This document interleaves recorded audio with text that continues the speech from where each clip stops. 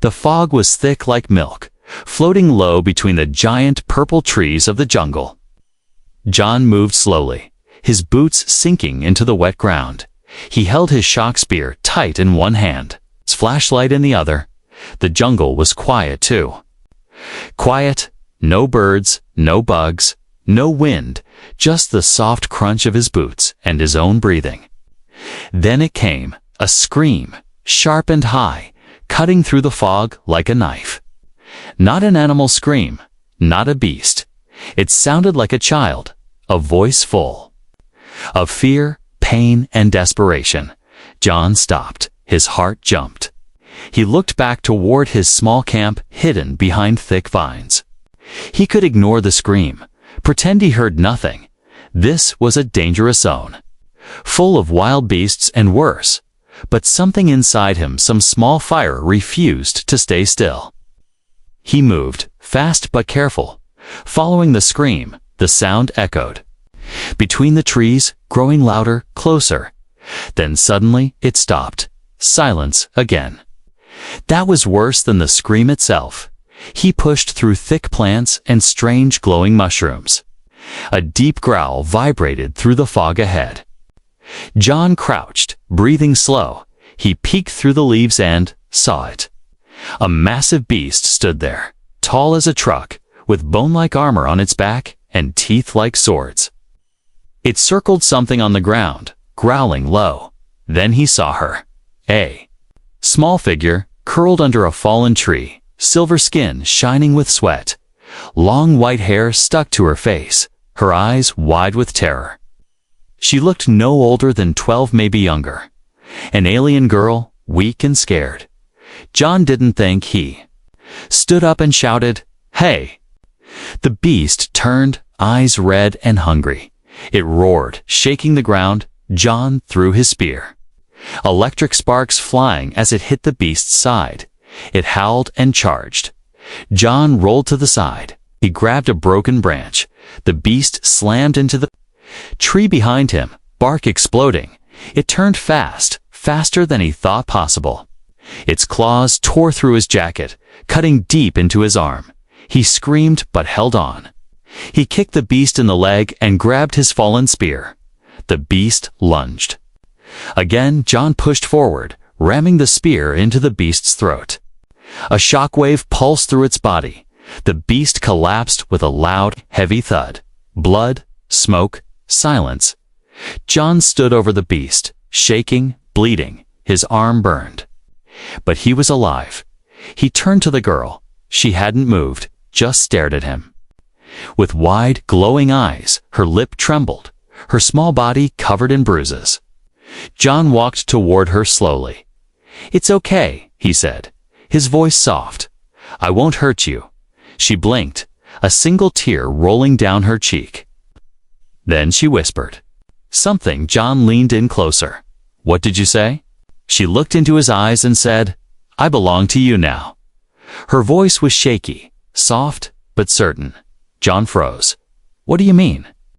The girl tried to sit up, her arms weak. "In my people's way. If you save us, you own us. We are yours." John felt a strange knot in his chest. "I don't own anyone," he said quickly, but she just smiled. "I am yours." She whispered again and closed her eyes, falling into sleep. John didn't know what to say. He looked at the lifeless beast, the broken tree. The small girl now trusting him with her life. He sighed, lifted her into his arms. She was light, too light, like she hadn't eaten for days. He began walking back toward camp. Through the fog, her head rested on his shoulder, small hands gripping his shirt. John didn't understand why, but something in that moment changed, and deep inside, he knew this was just the beginning. John carried the girl through the thick jungle. The fog still hung in the air. His injured arm ached, and his legs moved slow.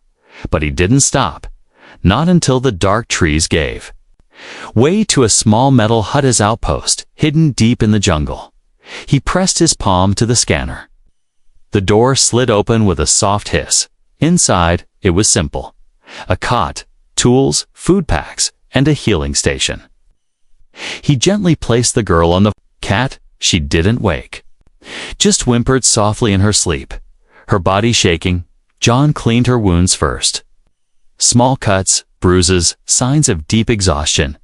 Then he wrapped his own arm, trying to ignore the sharp pain. He grabbed a warm blanket and tucked her in. She curled into it like a scared animal, holding it tight. After 2 hours, she finally opened her eyes. She blinked at the ceiling, then at him. "You brought me here," she whispered, her voice dry. "You needed help," he said, her eyes studied. Him cautious, curious, tired. "What's your name?" John asked. She hesitated, then answered, "Zira." It was short, soft, like her. John nodded. "I'm John." She gave a small nod, then looked away. "I don't remember when I last slept in a bed," she said quietly. He didn't reply, just placed a warm food pack beside her. She stared at it for a long time, then slowly opened it and took a bite. Her eyes widened as the taste hit her. She ate fast, like she was afraid it would disappear. John sat across from her and waited, letting her eat in peace. After a few minutes, she wiped her mouth with her sleeve. "Thank you," she said, not meeting his eyes. "You're safe now." He replied gently. Zira looked down at her hands. "No one's ever said that to me before." John's heart tightened. "What happened to you?" he asked. Zira hesitated again, but this time she spoke. "My people, we were taken by slavers." Her voice trembled. "We were sold, traded, used." John's jaw clenched. He'd heard stories like this, planets with peaceful people, taken and sold as pets, workers, or worse. "Where were you kept?" he asked. "Vecta Prime," she whispered. "But during a storm, our transport ship crashed here. I ran. I've been running ever since." John leaned back, feeling the weight of her words. "And that beast? They released it to hunt me," she said softly, "for sport." He cursed under his breath. Zira flinched, but he quickly shook his head. "Not at you." I hate them." She gave a small nod. "Me too." Silence filled the room. Then she looked at him again. "I meant what I said." In the fog, John raised an eyebrow. "That you belong to me." She nodded. "In my culture, when someone saves your life, you bond with them. You become their protector. Their light." John sighed. "I don't want you to feel like you owe me." "I don't," she said. "I choose it." That hit John differently. He was used to being alone and purpose. No one had chosen him in years. "I'm just a guy with a hut in a dangerous jungle," he said. Zira smiled for the first time, small but real. "And I'm just a girl who eats too fast and talks too much." They both chuckled softly. It was a strange moment, gentle, quiet, and healing.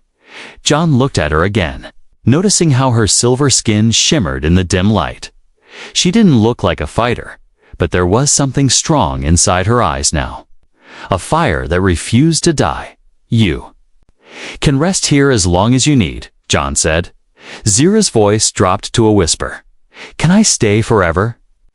He didn't answer right away, but his voice was soft when he said, "We'll figure it out together." Zira smiled again, wider this time. She pulled the blanket closer and curled up on the cot. "I haven't felt warm in a long time," she murmured. John watched her as she drifted into sleep again. He sat by the door, holding his spear close. Outside, the fog still moved, and the jungle still breathed danger. But inside that small metal hut, something had changed. Not just safety, not just food or shelter, something deeper, something strange. He didn't save a stranger. He found someone who might just save him too. The morning came with soft light breaking through the thick canopy above. John stepped outside the hut, spear in hand, scanning the jungle for movement. The fog was gone, but the air still felt heavy, like the trees were watching. He checked the traps he had set around the camp. No intruders, no beasts. Still, his mind wasn't at ease. Inside, Zero was still asleep, curled in the blanket like a kitten. John watched her for a moment, peaceful, calm, nothing like the girl he found in the fog, but when she shifted slightly, the blanket slipped down her back, and that's when he saw them. Thin, raised scars running across her shoulders, like lashes, or burns, or chains that had been too tight. John's hand gripped the frame of the doorway. He had seen marks like that before in war, in prisons, but never on someone so young. He turned away, gave her privacy. But the image stayed in his mind like a flame that wouldn't go out. A few minutes later, she woke up, rubbing her eyes. "Good morning," she said in a soft voice. John smiled. "Morning, Zira. How do you feel?" "Better," she replied. "Warmer." Safer. She sat up. But when the blanket slipped again, she quickly pulled it up over her back. She noticed his eyes, and her smile faded. "You saw them, didn't you?" she whispered. John didn't pretend. "I did," he said gently. "You don't have to talk about it if you don't want to." Zira looked down, her hands twisting the edge of the blanket. "It's okay," she said. "I should tell you. You saved me. You deserve to know who you saved." John nodded and sat across from her, silent but listening.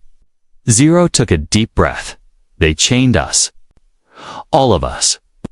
My people were taken because we are small, soft, and we shine under light. They said we were decorative," she said, her voice bitter. "They sold us like jewelry."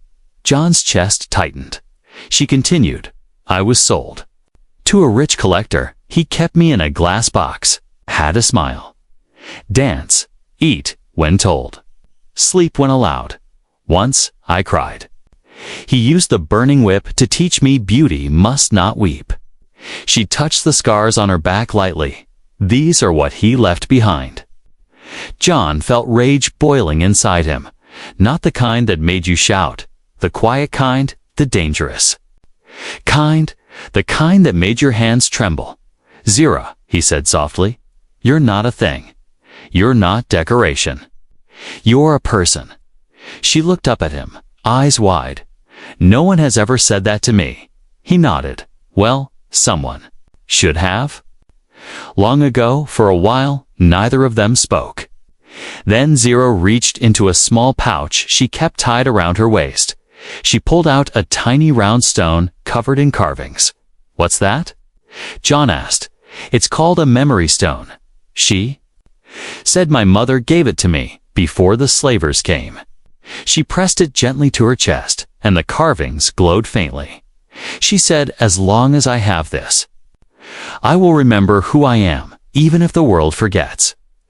John leaned closer, examining the stone. It looked like nothing special, just a small stone, smooth and gray, but in Zira's hands, it became something powerful. "Your mother sounds wise," John said. "She was." Zira replied, voice shaking. "She didn't survive." John closed his eyes for a moment. "I'm sorry," he whispered. Zira nodded, brushing away a tear. "She would have liked you," later that day. John gave her a set of clothes. He had found an old trade box, is slightly big, but soft and warm. Zira changed in the back room, then stepped out, smiling. "It feels strange not wearing chains," she said. John chuckled lightly. "You wear freedom well," she grinned. Then grew quiet again. "John?" "Yes." "Do you believe people can heal?" He thought for a moment before answering. "I think healing starts when you stop running from the pain and share it with someone else." Zira nodded slowly, then whispered, "Then maybe I'm ready." That night, they sat by a small fire outside the hut. Zira told him more stories of stars her people once danced under, of songs no one sings anymore, and John shared too. For the first time in years, he told her about Earth, about the war he fought, the friends he lost, and why he left, not to escape us, but because he couldn't carry the weight anymore. Zira reached out, placed her hand gently on his. "You're not broken," she said. "Neither are you," he replied, and for the first time in a long time. The silence between them felt full, not empty. The jungle was quiet that morning. Too quiet. John noticed it the moment he stepped outside. No birds, no insects. Not even the soft hum of tree sap running through the roots. It was the kind of silence that meant something was wrong. Zero stood at the doorway of the hut, watching him. Her silver eyes blinked slowly, her small hands holding the memory stone tight. "Something's coming," she said softly. John nodded. "Yeah, I feel it too." He picked up his scope and climbed a lookout post he had built near the treetops. From there, he scanned the distance, and then he saw them. Footprints, fresh ones large. Heavy military-grade boots, and not just one or two, but many. Moving in a pattern spaced out, moving in a circle. Like a hunting team, he slid back down, landing beside Zira. "We have visitors," he said. Voice low, her face turned pale.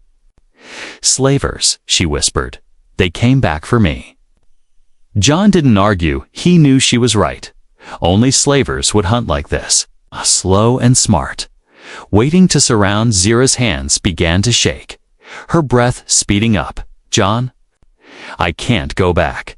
"I won't. You won't," he said firmly. "I'll die before I let them take you." Her eyes filled with tears, but she nodded. "Then we fight." They moved quickly.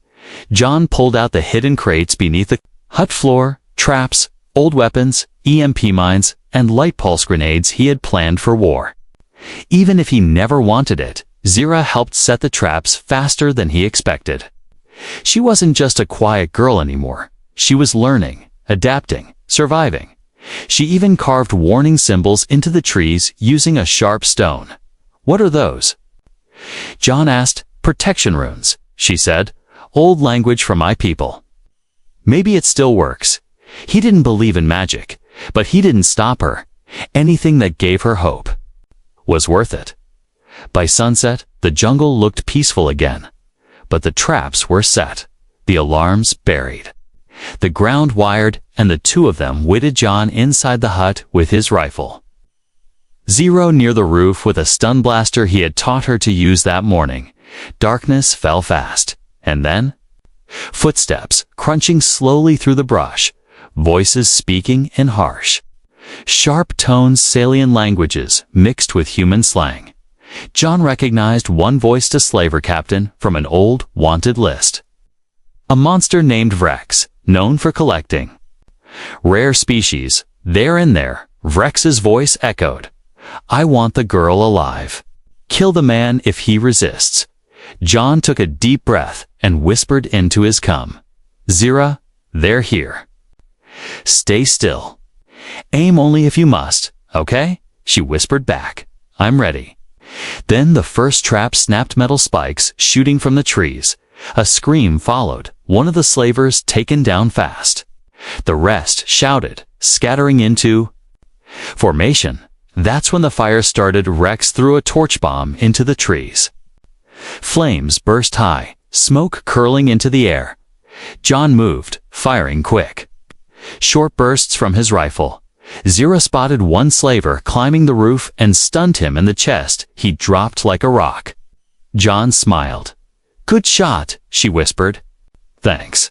But it wasn't over. 3 more slavers rushed the front. John met them head-on, his spear humming with electric power. He fought like a storm, blocking, stabbing, shocking. Zero screamed as one of them broke through the window. She threw a light grenade straight into his chest. Tet flashed bright, blinding him. Then she kicked him out the hole. Smoke filled the hut, flames licking at the edge of the clearing. Zira coughed, her eyes red from smoke. John grabbed her hand. Pulling her out the back, they ran behind the hut, circling the jungle edge. But Vrex was waiting there, a massive gun in his hands, armor thick, face cold. "You can't run forever." "Girl," he sneered. Zira stepped back, trembling, but John stepped in front of her, raising his spear again. Rex laughed. "You think you can stop me, human?" John didn't answer, he charged, fast and hard. The spear clashed with Rex's armor, sparks flying. They fought hand to hand, metal crashing, fists flying, Zero watch. Tears in her eyes, her hands gripping the stun blaster. Then Rex knocked John down. Slamming him to the ground, Zero screamed, "No." She ran forward, aimed, and fired again and again. 3 stun blasts hit Rex in the chest. He staggered, roared, and fell. John gasped for breath. Looking up at her in shock, Zero stood tall, shaking, but her eyes fierce. "I'm not your pet," she said to Rex's unconscious body. "I belong to no one. But I choose him." She knelt beside John, helping him sit up. He smiled weakly. "Told you. I wouldn't let them take you." She held him close and whispered, "And I won't let them take you either." The smoke cleared slowly, rising into the night sky. The last slaver was down, their gear scattered. The jungle quiet again. Zira and John sat side by side, breathing hard. Blood covered John's sleeve, but he was alive, and Zira no longer.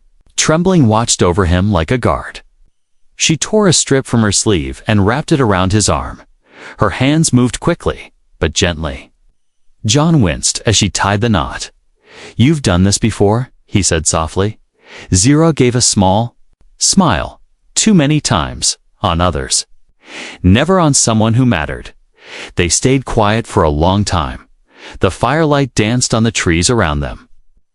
John leaned back against a tree, eyes half closed.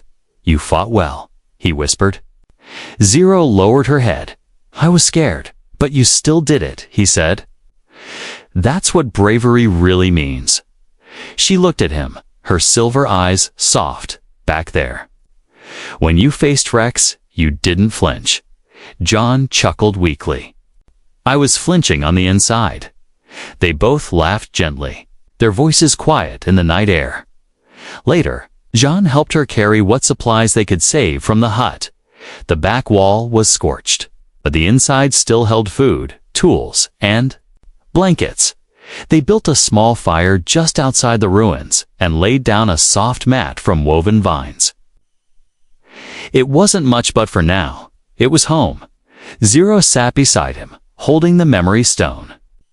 "I used to dream of escape," she whispered, "but I never imagined this." John turned his head toward her.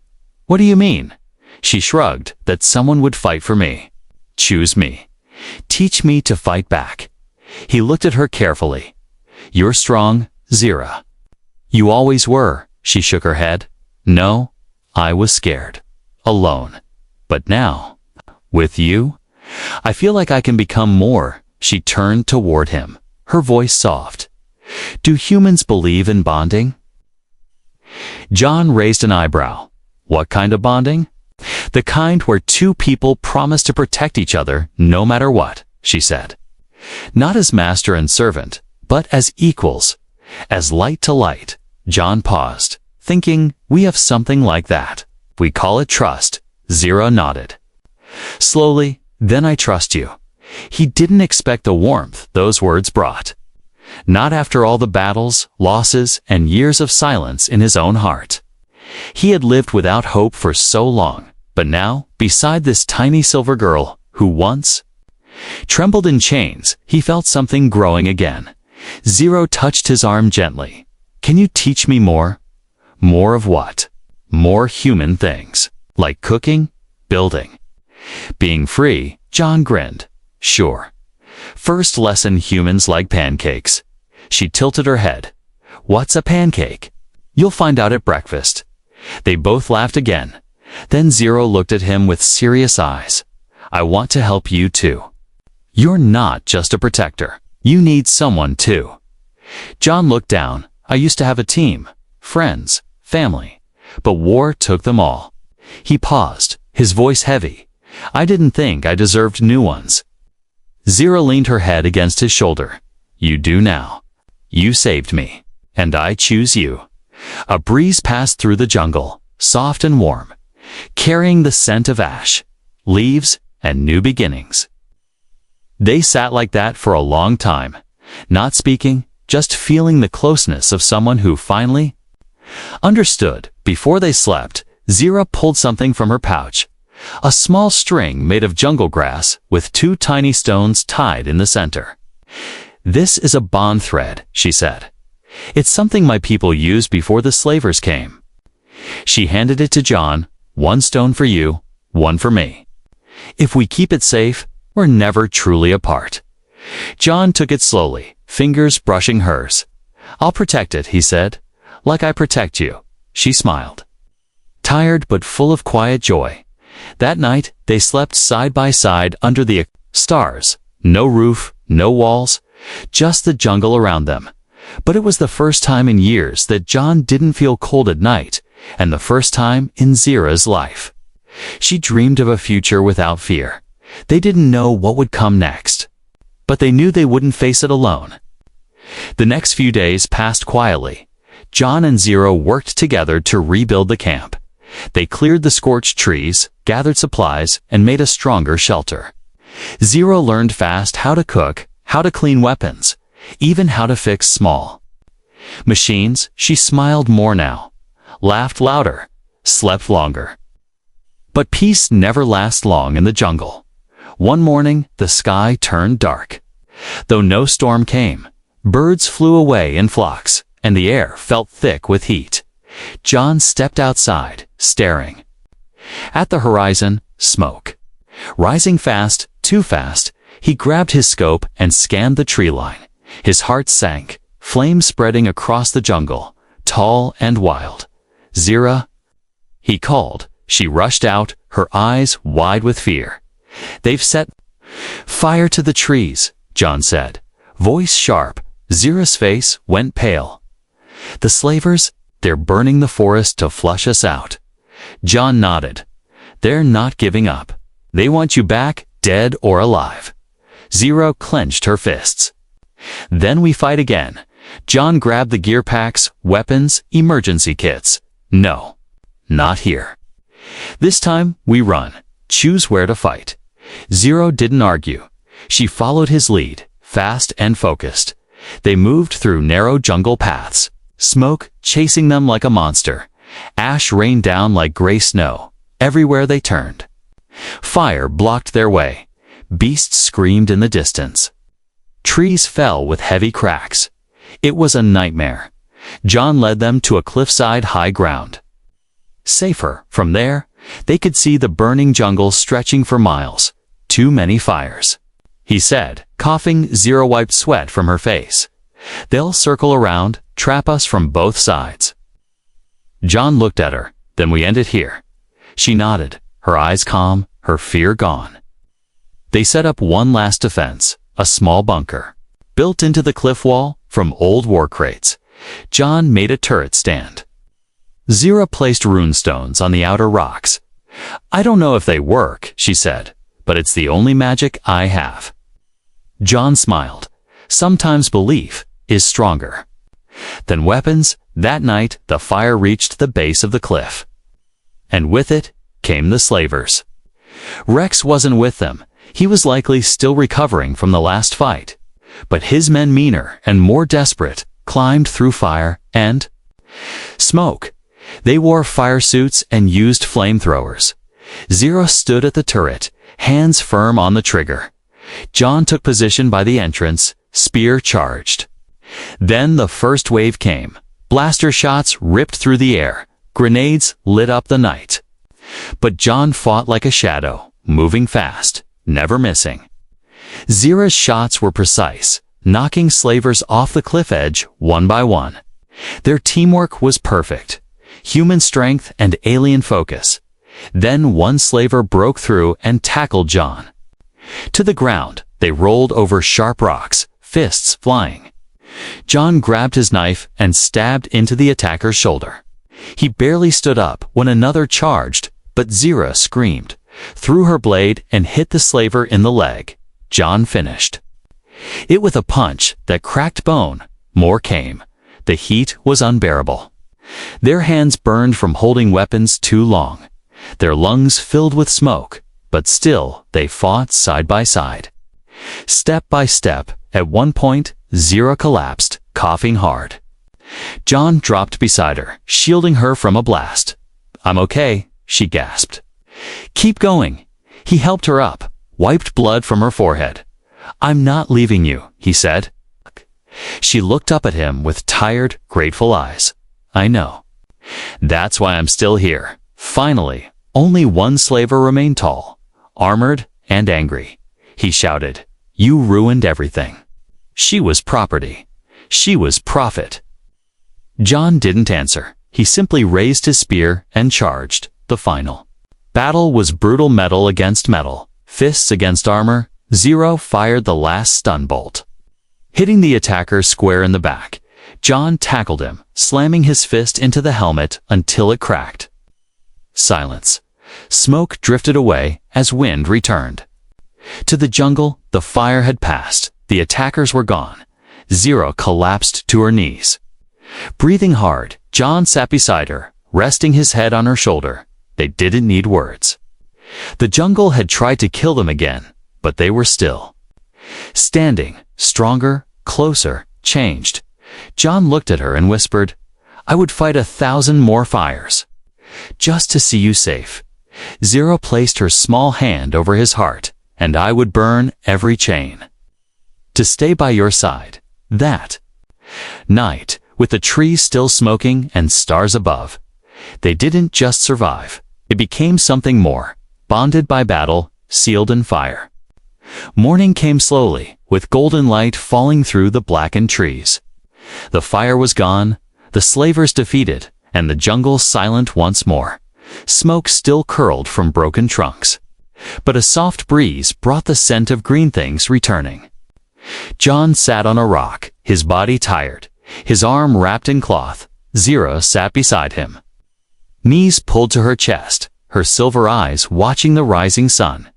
They didn't speak at first, just sat quietly. The kind of silence that didn't feel empty. It felt peaceful, earned, safe. After all the danger, the battles, and the pain, they were still alive.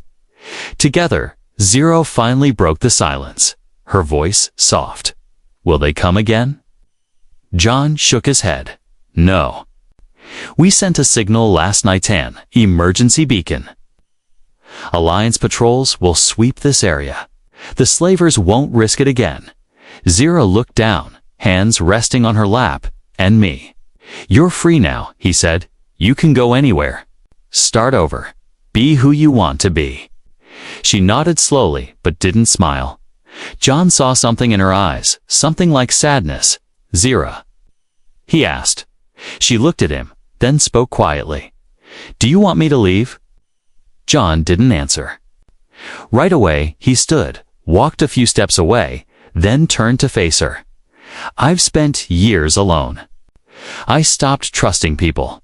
I stopped letting anyone stay." He took a breath. "But you didn't just survive beside me. You changed me. You reminded me what it feels like to care again." Zira stood too, brushing dust from her tunic. "I don't want to leave," she said. "Not because I owe you.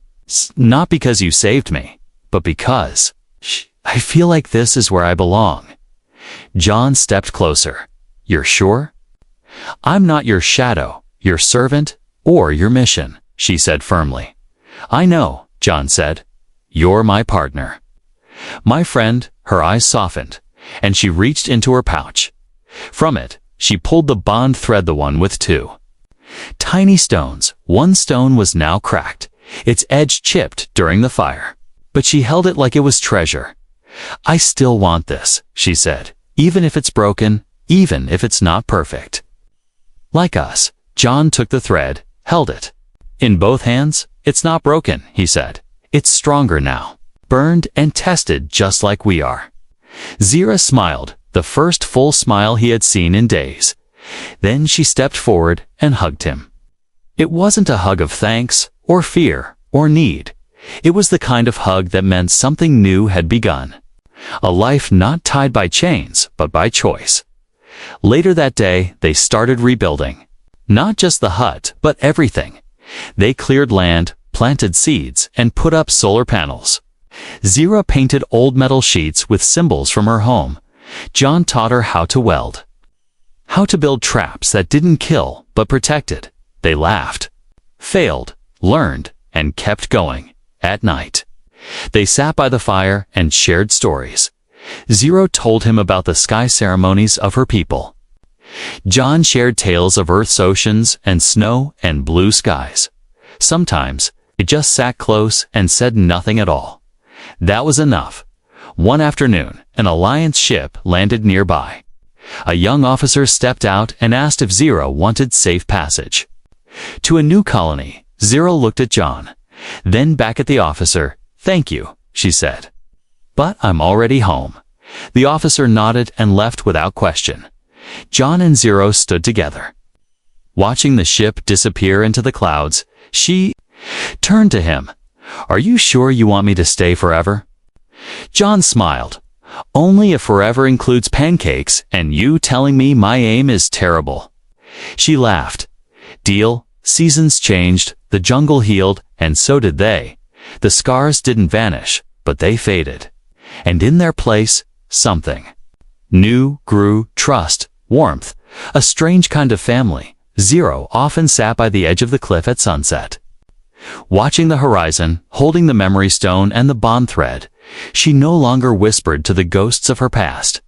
She no longer feared being hunted, because now she chose where she belonged, and she belonged with him, not because he saved her, not because she needed him, but because she stayed, because she chose.